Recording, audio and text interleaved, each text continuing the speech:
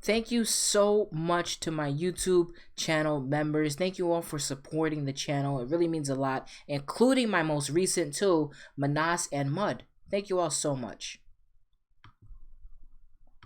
What's up, guys and girls? Welcome to another video. So I had another video planned. I had a completely different one set up, gonna upload for today, but I think this one is a little bit more better to talk about, and I'll save the other video for tomorrow. So Bruno, who's worked on the God of War series since forever, like this guy and God of War go hand in hand. He's been in the game industry since 2002 and worked on several huge titles, some that I actually love, like Shaolin Monks, for example. They need to remake that game.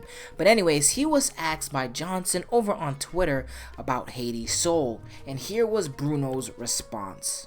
This is an excellent question. I suppose that as opposed to Hades, Kratos needs to have the hooks in his possession to maintain control of all the trapped souls. Those were lost in the battle with Zeus. Otherwise, Kratos would need to carry not only Hades, but all enemy souls. Now, I think this was a little bit more better to talk about because I got this question so many times, right?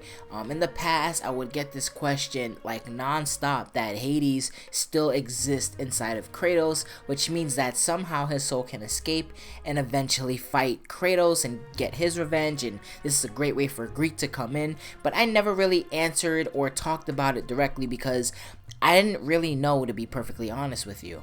But this does make sense. A lot of the magic attacks that we've seen in God of War 3, they were all specifically tied to the weapons. Like when you get Hercules gauntlets, you gain the magic ability to break more shit, you know? That's how magic usually worked in God of War 3, opposed to the games in the past where the gods would give Kratos powers, or the Titans gave Kratos powers, but it didn't really make some sense in God of War 3 since Kratos is pretty much against both sides in the game.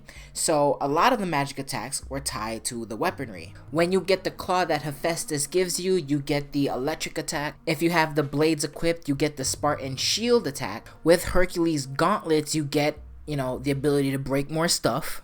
And of course, with Hades' claws, you can summon more creatures. This is how magic worked in God of War 3.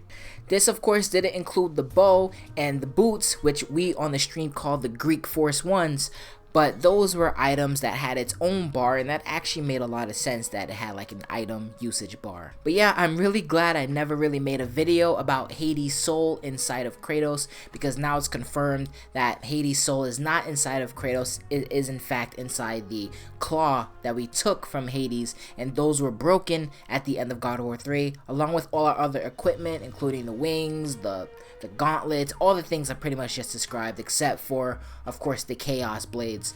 But what do you guys think?